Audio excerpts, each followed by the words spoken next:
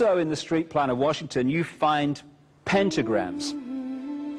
So here we have two pentagrams in the street plan of Washington. The top one points into the Capitol building, and the one at the bottom points into the White House.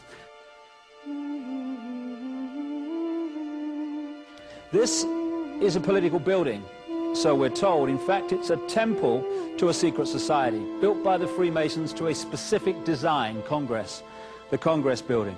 Where did it get its name from? Capitol Hill, from a sacred place of the Roman Brotherhood going way back called Capitoline Hill. And when Madeleine Albright, high priestess of this brotherhood, became Secretary of State, and she went across on her first overseas visit to Europe, she actually went to Rome and made an official visit, what for her would have been a pilgrimage to Capitoline Hill in Rome, and that's where we get Capitol Hill from. This is George Washington. In the last century, they decided they didn't have a decent statue of George, so instead of getting an American to produce one, they ordered it from Italy, from Florence. And when it arrived on the dockside, people were staggered, because here was George, the first president of the United States, depicted naked from the waist up with this cloth over his Bill Clinton's, and then pointing up one arm, pointing down the other. What's going on? Unless you realize where these people are coming from, it's inexplicable. Well, if you just hold that in your mind, arm up, arm down, naked from the waist up, and then Bill Clinton's covered in a piece of cloth, well, this is where it's coming from. This is the ancient depiction of the compilation of the negative force symbol that the Templars worshipped, or the high-level Templars worshipped anyway, called Baphomet. And this is why that they depicted George Washington in that way.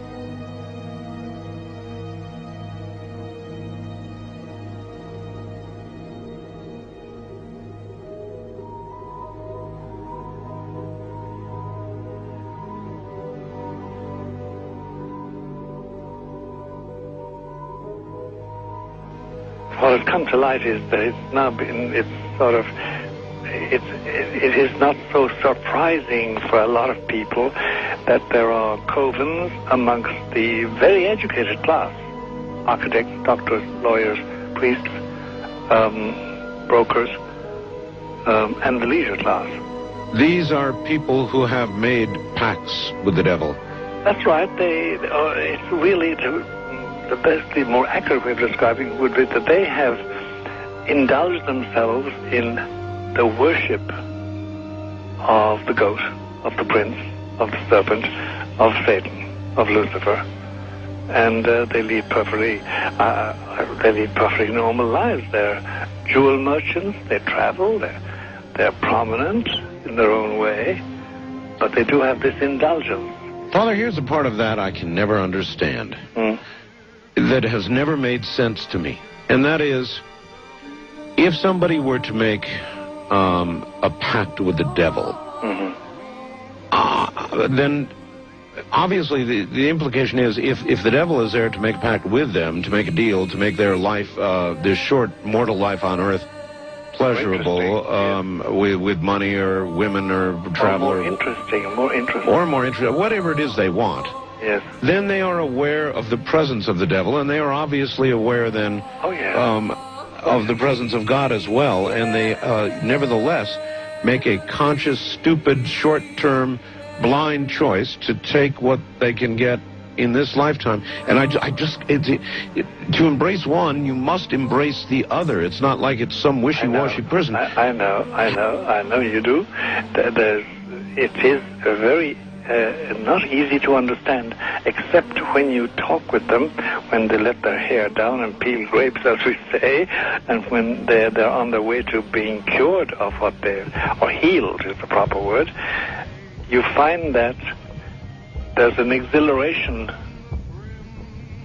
and a satisfaction which is both sensual and sexual and mental when they really indulge in Luciferian worship. There is a peculiar exhilaration. Like a drug, then? Yes, it's a peculiar exhilaration. And of course, the godly instincts in us all, the angelic in us all, because we all have something angelic and something godly, besides everything else, a lot of other negative things, that is quenched. And you find in them a horror of anything, what we call sacred and holy, or sacrosanct, or the idea of the idea of the sacred, of the awesome.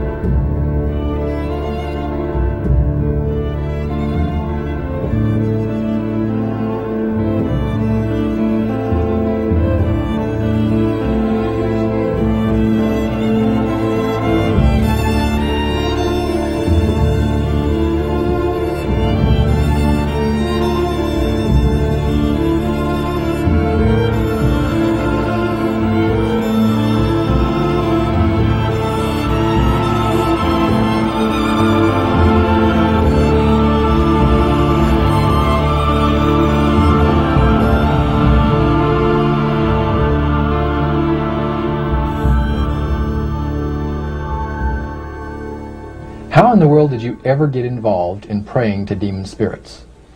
A fellow that had been on a particular ship with me, he told me, "Hey, I got something fantastic to tell you." He said, "I am affiliated with people that speak with the spirits of the dead.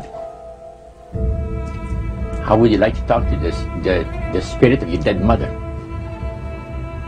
And I was shocked. I was shocked. He said, "You wouldn't be afraid of talking to the spirit of your dead mother, would you?" Well, I said, "I'll tell you what, I would have to give that some thought, because it's something I never thought about before in my life." Most of us probably haven't. A little afraid of something like that. Well, he says, you know, it's written all over your face. You're afraid of going to a seance. But he says, "I know you. You're going to come."